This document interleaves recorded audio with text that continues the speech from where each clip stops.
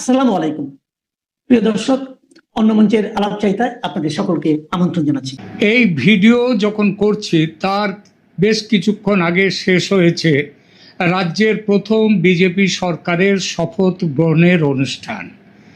যে অনুষ্ঠানের প্রতিটি দিকে ছিল একেবারে বেনজির স্বাতন্ত্র্য।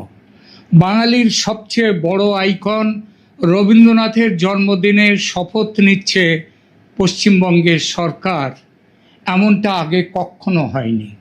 এই প্রসঙ্গে আমার দর্শকদের জন্য একটা তথ্য দিই, ভালো লাগবে। মমতা ব্যানার্জি সবসময় বাংলা ও বাঙালিয়ানা নিয়ে গলা ফাটান, নিজেকে বলেন বাংলার মেয়ে।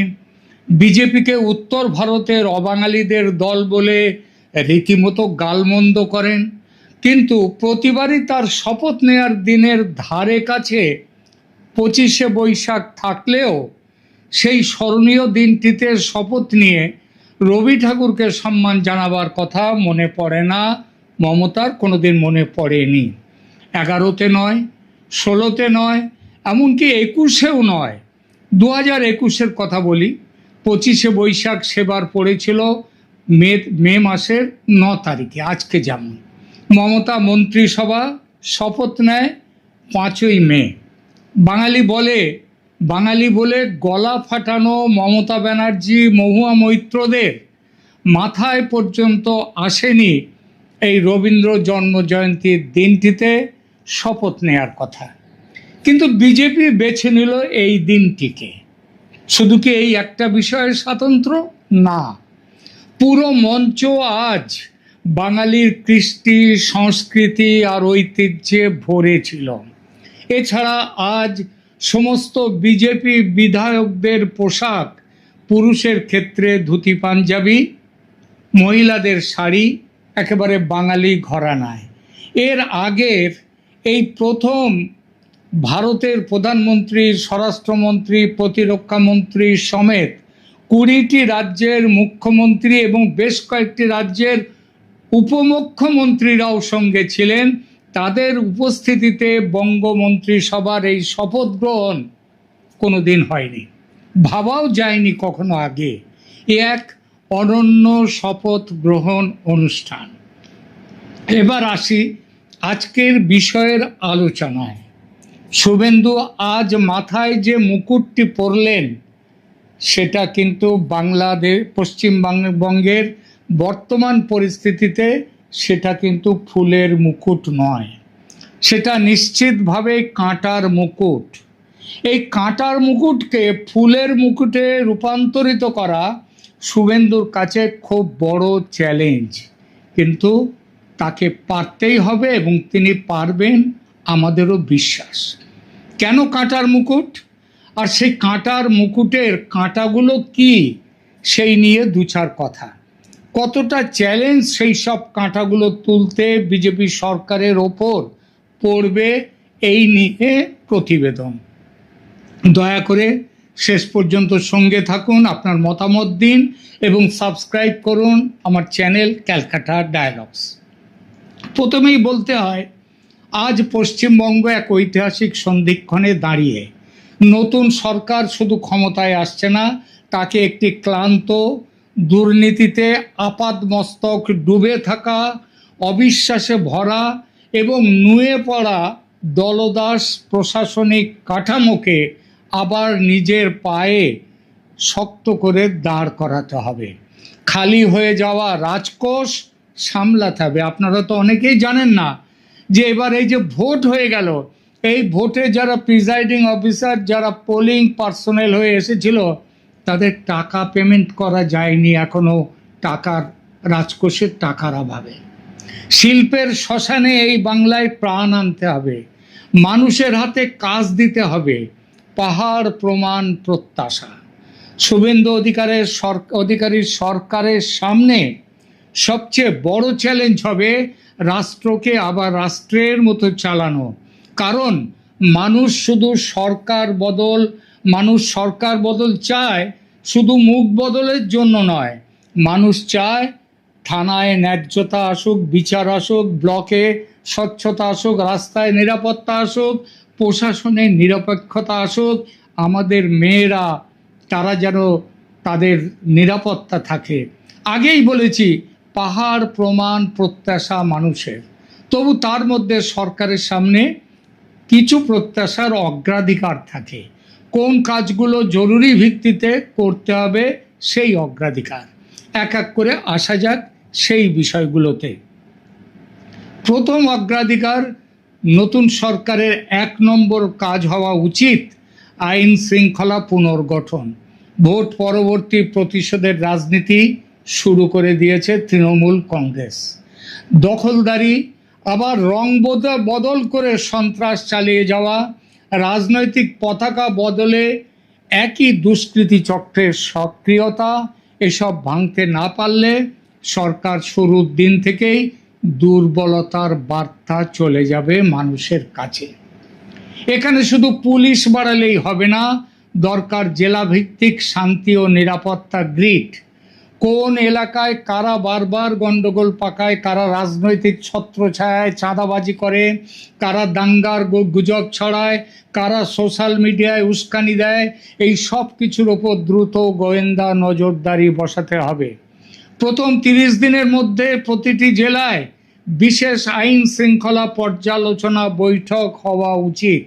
পুলিশ সুপার, জেলা শাসক, মহকুমা প্রশাসন, গোয়েন্দা শাখা সবাইকে স্পষ্ট বার্তা দিতে হবে, দল নয় আইনই শেষ কথা। দ্বিতীয় অগ্রাধিকার হওয়া উচিত প্রশাসনের দলীয়করণ বন্ধ করা। তৃণমূল কংগ্রেস আমলে যেটা মহামারী হয়ে উঠেছিল, সর্বনাশ করেছিল এই রাজ্যের। বহু বছর ধরে যদি আমলাতন্ত্রের একাংশের মধ্যে এই ধারণা জন্মে থাকে যে রাজনৈতিক আনুগত্যই পদোন্নতির রাস্তা, তাহলে সেই সংস্কৃতি না ভাঙলে কোনো পরিবর্তনই টেকসই হবে না। নতুন সরকারকে তাই 3টি কাজ দ্রুত করতে হবে। 1, সংবিধানশীল দপ্তরে পোস্টিং ও ট্রান্সফারে পুরোপুরি পর্যালোচনা। 2, বিডিও, এসডিও, থানা স্তরে, তৃণমূল স্তর পর্যন্ত গ্রাসরুট লেভেলেও জবাবদিহির কাঠামো তৈরি করতে হবে। 3 নম্বর, অভিযোগ গ্রহণের জন্য সময়সীমাবদ্ধ ডিজিটাল ট্র্যাকিং ব্যবস্থা করতে হবে। মানুষের অভিজ্ঞতা বদলাতে হলে দপ্তরের ভাষা বদলাতে হবে। সরকারি অফিসে গিয়ে কেউ যেন এই অনুভূতি না পায় যে সে নাগরিক নয়, সে কারো অনুগ্রহ প্রার্থী, এই বোধ যেন কারো মধ্যে না আসে। তৃতীয় বড় অগ্রাধিকার হবে দাঙ্গা ও সাম্প্রদায়িক উস্কানি ঠেকানো। এই উস্কানি প্রচুর হবে এখন, কারণ তৃণমূল কংগ্রেস তার সামনে এই রাস্তা। শুভেন্দু অধিকারীর পিএকে হত্যা করে যে সংঘর্ষের একটা উস্কানি, সেই উস্কানিকে বিজেপি কিন্তু কড়া হাতে সেটাকে শক্ত হাতে দমন করতে পেরেছে। এই মুহূর্ত পর্যন্ত কিন্তু শেষ হয়নি, এগুলো চলতেই থাকবে। নতুন সরকারকে একই সঙ্গে কঠোর এবং সংযত হতে হবে। কঠোর হতে হবে দুষ্কৃতীদের বিরুদ্ধে, সংযত হতে হবে সাধারণ মানুষের আবেগ সামলাতে। এখানে সবচেয়ে জরুরি বিষয় হলো কোনো উস্কানিকে রাজনৈতিক লাভের খেলায় পরিণত না হতে দেয়া। গুজব, মিছিল, পাল্টা মিছিল, ধর্মীয় উত্তেজনা, সীমান্তবর্তী এলাকায় উদ্বেগ, যেগুলো তৈরি করাতে মমতা বন্দ্যোপাধ্যায় রেকর্ড তৈরি করে গেছেন, এসবকে আগেভাগেই চিহ্নিত করে প্রতিরোধ করতে হবে। এবং আশা করা যায়, কেন নিশ্চিত বিশ্বাস, মমতা বন্দ্যোপাধ্যায় যেভাবে তিনি বলতেন বিশেষ কমিউনিটির কথা, তাদেরকে ছেড়ে দিলে কয়েক মিনিটে নাকি অন্য কমিউনিটিকে শেষ করে দেবে। বোঝাতে অসুবিধা হয় না তিনি কী বলতে চেয়েছেন। এবং এইটা কিন্তু এইভাবে উস্কানি দেওয়া কিন্তু চলবে। এই সরকার যারা চলে গেছে তারা কিন্তু এই উস্কানি দিয়ে যাবে রাজনৈতিক লাভের জন্যে। প্রতিটি জেলায় তাই র্যাপিড রেসপন্স পিস মেকানিজম বা শান্তি বাহিনী, শান্তি কমিটি, এগুলো গড়তে হবে। প্রশাসন, স্থানীয় বিশিষ্টজন, ধর্মীয় নেতৃত্ব এবং সিভিল সোসাইটিকে নিয়ে এমন এক নেটওয়ার্ক বানাতে হবে যাতে উত্তেজনা ছড়ানোর আগেই তা ঠান্ডা করা যায়। একটি খুব স্পষ্ট নীতি দরকার। অপরাধী যদি বিজেপির পতাকা হাতে থাকে, আমাদের কাছে খবর আছে বিভিন্ন জায়গায় যারা এতদিন তৃণমূলের গুন্ডা ছিল, দুষ্কৃতী ছিল, গণশত্রু ছিল, তারা হঠাৎই তৃণমূলের পতাকা ছেড়ে বিজেপির পতাকা হাতে নিচ্ছে, নিয়ে গিয়ে ঝাঁপিয়ে পড়ছে বিজেপির ওপরে, তারা তোলাও তুলছে। যদি এটা করেও থাকে, বিজেপির পতাকা হাতে থাকলেও তাকে ধরে নিতে হবে, সে অপরাধী। যদি বিরোধী শিবিরের হয় তবুও সে অপরাধী। নতুন সরকার যদি শুরুতেই এই নিরপেক্ষতার নজির না গড়ে, যদি সাবধান না হয়, তাহলে বিরোধীরা খুব দ্রুত পরিবর্তন নয়, শুধু পাল্টা দখল এই বয়ান প্রতিষ্ঠা করে তাদের মতো করে এগিয়ে যাবে। চতুর্থ অগ্রাধিকার হবে দুর্নীতি দমন। তৃণমূল কংগ্রেস সরকার দুর্নীতির একেবারে পাহাড় হয়ে উঠেছিল দুর্নীতির, কিন্তু এই দুর্নীতি দমন করাটা কিন্তু প্রতিহিংসা নয়, এটাতে হতে হবে প্রতিষ্ঠানগত শুদ্ধি আনতে হবে। মানুষ চায় চোর ধরা পড়ুক, কিন্তু একই সঙ্গে মানুষ এটাও দেখতে চায় যে সরকার কেবল প্রতিশোধের রাজনীতি করতে ব্যস্ত নয়, সরকার শাসনও করছে। তাই সব বড় প্রকল্প, নিয়োগ, টেন্ডার, পঞ্চায়েতের ব্যয়, পুরসভার খরচ এবং কল্যাণমূলক প্রকল্পের আর্থিক অডিট শুরু করে দিতে হবে ইমিডিয়েটলি, যেটা তৃণমূল কংগ্রেস মমতা সরকারের আমলে আইওয়াশ হয়েছিল। তবে এই অডিটের সঙ্গে একটি বড় আশ্বাসও একসঙ্গে দিতে হবে। গরিবের রেশন, স্বাস্থ্যসেবা, ছাত্রছাত্রীদের সুবিধা, কৃষকের সহায়তা, সামাজিক সুরক্ষা, এসব যেন কোনোভাবেই বন্ধ না হয়।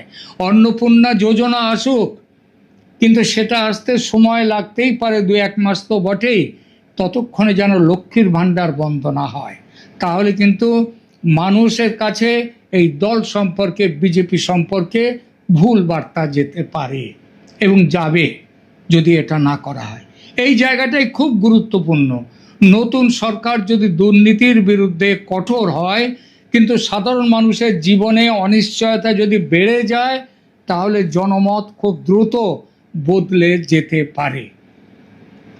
এরপরে পঞ্চম অধিকার হওয়া উচিত চাকরি, বিনিয়োগ এবং স্থানীয় অর্থনীতিকে চাঙ্গা করা। সরকার বদলের সবচেয়ে বড় রাজনৈতিক লাভ তখনই আসে যখন মানুষ দেখে শুধু ভাষণ বদলায়নি, জীবিকার সুযোগও বেড়েছে। প্রথমেই শিল্প বান্ধব বার্তা দিতে হবে এবং সে বার্তা ইতিমধ্যে এসে গেছে। যেমন টাটা কোম্পানি, তারা সিঙ্গুরে তাদের কারখানা করবার জন্যে কথা চলছে, কথা অনেকটা এগিয়েছে, এটা আমরা জানি। কিন্তু এই শিল্প বান্ধব বার্তা শুধু কেবল বড় কর্পোরেট ঘোষণায় যেন তার মধ্যে আটকে না থাকে।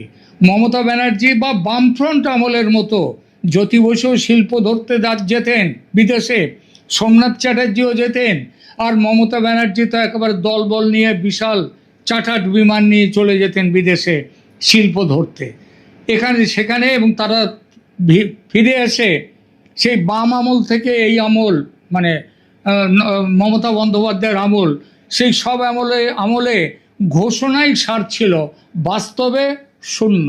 রেজাল্ট রসগোল্লা তবু মিষ্টি, কিন্তু এটা তা নয়, একেবারে একটা তেতো শূন্য, শুধু করের টাকা খরচ হতো সাধারণ মানুষের। তাই শুধু বড় শিল্প কর্পোরেট ঘোষণা নয়, এমএসএমই, ছোট কারখানা, চামড়া, টেক্সটাইল, খাদ্য প্রক্রিয়াকরণ, লজিস্টিক্স, নদী বন্দর, পর্যটন, আইটি সার্ভিস, সীমান্ত বাণিজ্য, এই সব সেক্টরে জেলা ভিত্তিক কর্ম পরিকল্পনা প্রয়োজন। যুব সমাজের জন্য আলাদা করে 100 দিনের একটা কর্মসূচি দেয়া যায় কিনা ভাবতে হবে, দেখতে হবে।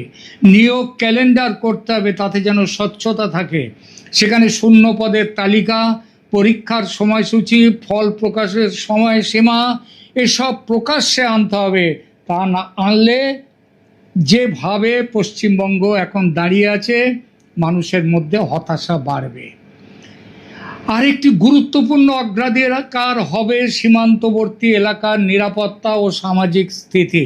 সীমান্ত জেলায় নিরাপত্তা, চোরাচালান, জাল নোট, অনুপ্রবেশ উদ্বেগ এবং সাম্প্রদায়িক গুজব, এসব প্রশ্নে রাজ্য সরকারকে কেন্দ্রীয় সরকারের সঙ্গে সংঘাত নয়, সমন্বয়ের পথে হাঁটতে হবে, যেটা মমতা বন্দ্যোপাধ্যায়ের আমলে ছিল না। মমতা বন্দ্যোপাধ্যায় করেননি। তিনি বিএসএফকে জমি সীমান্তে কাঁটাতারের বেড়া দেওয়ার জন্য পর্যন্ত জমি দিতে চাননি। কেন করেছেন এগুলো, সেগুলো আপনারা জানেন, এখানে বলার দরকার নেই। নিরাপত্তার নামে সবই করা যায়। আর এটা আরও এখন বাংলাদেশ নিয়ে আরও বেশি সতর্ক হতে হবে এই কারণেই যে আপনারা দেখছেন এই মমতা বন্দ্যোপাধ্যায়ের প্রতি একটা অগাধ প্রেম আছে বাংলাদেশের সমস্ত সাম্প্রদায়িক মৌলবাদী শক্তিগুলোর। জামাতের কয়েকটা নেতার ভাষণ এখানে দিচ্ছে না, কিন্তু আপনারা খুঁজলেই পেয়ে যাবেন। তারা করেছে কি, মমতা বন্দ্যোপাধ্যায়ের শোকে তিনি এই রাজ্য ছেড়ে চলে যাচ্ছেন, যেতে বাধ্য হয়েছেন, এবং মমতা বন্দ্যোপাধ্যায়ের যে ন্যারেটিভ দিচ্ছেন তাদেরকে জোর করে হারানো হয়েছে, তিনি হারেননি, এই ন্যারেটিভকে তারা সমর্থন দিচ্ছেন। এক জামাতি নেতা তিনি বলেছেন যে 17 কোটি বাংলাদেশি, মমতা বন্দ্যোপাধ্যায় আপনি লড়াইতে নেমে যান, 17 কোটি বাংলাদেশি তাদের সাথে আছে। সুতরাং বোঝা যায় বাংলাদেশ থেকে ইন্ধন দেয়া হবে। আর এর পরে যখন এখান থেকে যাদের নাম এসআইআরে বাদ গেছে অনুপ্রবেশকারী হিসেবে, তাদের ব্যাপারে কেন্দ্রীয় সরকার কিছু না কিছু করবেন। যদি সেটা তাদের বাংলাদেশে তাদের চলে যাওয়ার ব্যাপারটা শুরু হয়ে গেছে অনেকটা, কিন্তু এইটা নিয়েই কিন্তু বাংলাদেশের মধ্যে একটা ভারত বিরোধী সেন্টিমেন্টকে আবার খুব বাড়িয়ে দেওয়ার চেষ্টা করা হচ্ছে, এবং তারা এখানে সমস্যা তৈরি করতে পারে। সতর্ক হতে হবে, কারণ সীমান্তের নিরাপত্তাও দেখতে হবে। কিন্তু এটাও ঠিক, নিরাপত্তার নামে সাধারণ সীমান্তবাসীকে আতঙ্কে রাখা যাবে না। নীতি হওয়া উচিত অপরাধের বিরুদ্ধে জিরো টলারেন্স, কিন্তু সাধারণ মানুষের সঙ্গে সমমর্যাদাপূর্ণ প্রশাসনিক সম্পর্ক। এখানে বিশেষ টাস্ক ফোর্স গঠন করা যেতে পারে, যেখানে পুলিশ, প্রশাসন, গোয়েন্দা বিভাগ, সীমান্তের দায়িত্বপ্রাপ্ত বাহিনী এবং স্থানীয় সিভিল প্রশাসন তারা নিয়মিত তথ্য ভাগাভাগি করবে। নিরাপত্তা কিন্তু শুধু বন্দুক দিয়ে আসে না, নিরাপত্তা আসে তথ্য, সতর্কতা আর দ্রুত প্রতিক্রিয়া থেকে, কুইক রেসপন্স থেকে। মমতা বন্দ্যোপাধ্যায় সীমান্তে জমি দেননি বেড়া দেওয়ার জন্য, এবার সেই সমস্যা চলে যাবে, এবং খুব দ্রুত যাতে জমি অধিগ্রহণ করে এই কাজ এগিয়ে নিয়ে যাওয়া যায় সেইটা দেখতে হবে। কারণ সামনে জুন জুলাইতে বর্ষার সময় আসছে, নানা রকম অসুবিধে হতে পারে। এরপর নতুন সরকারের প্রথম 6 মাসে সবচেয়ে বড় পরীক্ষা হবে তার রাজনৈতিক ভাষা। সরকার কি প্রতিশোধের ভাষায় কথা বলবে না, এটা আমরা জানি, কারণ সেই নির্ভরতা সেটা বিজেপি দলের প্রতি মানুষের আছে। কিন্তু সরকার প্রতিশোধের ভাষায় কথা বলবে না শাসনের ভাষায় কথা বলবে, সেটা মানুষ দেখতে চায়। সরকার প্রতিপক্ষকে চূর্ণ করার বার্তা দেবে না নিশ্চিতভাবে, বরং আইনের মাধ্যমে আইন শৃঙ্খলা ফিরিয়ে আনার বার্তা দেবে। শুভেন্দু অধিকারীর জন্য এখানেই বড় সুযোগ। তিনি চাইলে নিজের ভাবমূর্তি কেবল আন্দোলনের নেতা হিসেবে নয়, কঠিন কিন্তু কার্যকর প্রশাসক হিসেবেও প্রতিষ্ঠা করতে পারেন। তার সরকারের মূল মন্ত্র হওয়া উচিত আইন সবার জন্য এক, প্রশাসন দলীয় ক্যাম্প নয়, দুর্নীতির বিচার হবে কিন্তু জনসেবা থামবে না, দাঙ্গা রুখবো, উন্নয়ন এগোবো, কর্মসংস্থান বাড়াবো, রাষ্ট্রের কর্তৃত্ব ফিরবে কিন্তু নাগরিকের স্বাধীনতা খর্ব হবে না, অনুপ্রবেশ বন্ধ করা হবে কড়া হাতে। দেশকে অনুপ্রবেশকারী মুক্ত করার ব্যাপারে কেন্দ্রের সঙ্গে একযোগে কাজ করতে হবে। এসআইআরের পর সফলভাবে সিটিজেনশিপ অ্যামেন্ডমেন্ট অ্যাক্ট অনুযায়ী যাদের সিটিজেনশিপ দেয়া, সেটা বিশেষত মতুয়া এবং অন্যদের, তাদেরকে এটা দেওয়ার ব্যাপারে একেবারে যত শীঘ্র সম্ভব দেওয়া যায় সেটা করতে হবে। করার পর যারা এখানে রয়েছে অবৈধভাবে তাদেরকেও চিহ্নিত করতে হবে, এনআরসি চালু করতে হবে। তারপর দেখতে হবে সেই যে অটল বিহারী বাজপেয়ীর আমলে 2001 সালে একটা কমিটি বসেছিল, সেই কমিটি তারা বলেছিল যে বাংলাদেশি কয়েক কোটি বাংলাদেশি, 2 কোটি 2.5 কোটির মতো বাংলাদেশি ভারতে আছে, তাদেরকে কি ফেরত পাঠানো সম্ভব? যদি ফেরত পাঠানো সম্ভব না হয় তাহলে তাদেরকে যাতে ওয়ার্ক পারমিট দিয়ে নির্দিষ্ট সময়ের জন্য কোনো রকম নাগরিক সুবিধা না দিয়ে যদি তাদের এখানে রাখা যায়, সেই চেষ্টার কথা বলা হয়েছিল সে সময়ে। তো সেই ব্যাপারটা আবার দেখতে হবে। আমার মনে হয় পশ্চিমবঙ্গ সরকারকে এই ব্যাপারে উদ্যোগী হয়ে ভারত সরকারের সাথে মিলেমিশে একটা স্ট্যান্ড নিতে হবে। যেভাবে মমতা বন্দ্যোপাধ্যায় রণংদেহী স্ট্যান্ড নিয়েছেন, যেভাবে তৃণমূলী দুর্বৃত্তরা রাতারাতি রং পাল্টে বিজেপির পতাকা হাতে নিয়ে দুর্বৃত্তগিরি চালাতে শুরু করেছে বিজেপিকে বদনাম করতে, যেভাবে বাংলাদেশে জামাত ও তার সহযোগী মৌলবাদী শক্তি মমতা ব্যানার্জির সঙ্গে সহমর্মিতা দেখাতে শুরু করেছে, সেটা মাথায় রেখে কোনো নরম ব্যবস্থা নয়, কড়া ব্যবস্থা নিতে হবে এই সব দুর্বৃত্তদের বিরুদ্ধে। আজ পশ্চিমবঙ্গের মানুষ আসলে 3টি জিনিস দেখতে চায়: রাস্তায় শান্তি ফিরছে কিনা, সরকারি অফিসে ভয় কমছে কিনা, আর চাকরি অর্থনীতির দিক থেকে আশার আলো জ্বলছে কিনা। নতুন সরকার যদি এই 3 জায়গায় দ্রুত কাজ দেখাতে পারে তাহলে রাজনৈতিক পরিবর্তন প্রশাসনিক পরিবর্তনের রূপ নেবে। কিন্তু যদি কেবল পতাকা বদলায় আর মাঠে মহল্লায় একই রকমের দুষ্কৃতি সংস্কৃতি থাকে, একই দখলদারি থাকে, একই ভয়ের রাজত্ব চলতে থাকে, তাহলে মানুষ খুব দ্রুত হতাশ হবে। তাই আগামী দিনের পশ্চিমবঙ্গ গড়ার প্রথম শর্ত একটাই: শাসক দল নয়, রাষ্ট্র যেন আবার শক্ত হাতে ন্যায়সঙ্গত ভাবে নিরপেক্ষভাবে দাঁড়ায়। পরিশেষে আরেকটি কথা না বলে পারছি না। কথায় আছে, মর্নিং শোজ দ্য ডে। সকাল দেখলে বোঝা যায় কেমন যাবে দিন। 50 বছর ধরে অনেক ঝড়ঝঞ্ঝা বয়ে গেছে বাঙালির ওপর দিয়ে, অবশেষে আজ কেটে গেছে সেই দিন। ঠিক যেমনভাবে গত কয়েকদিনের বৃষ্টি ঝড়ের পর আজ সূর্য করজ্জ্বল দিন, প্রকৃতির মুখে যেমন হাসি এসেছে, বাংলার মুখে, বাঙালির মুখেও কি তেমন হাসি আনতে পারবেন শুভেন্দু অধিকারী এবং তার সরকার? প্রকৃতি কি সেই বার্তা নিয়ে এলো যে দিনটাও সকাল যখন হয়েছে হাসি দিয়ে, সারা দিনটাও হাসবে, রৌদ্র করজ্জ্বল হবে? ধন্যবাদ।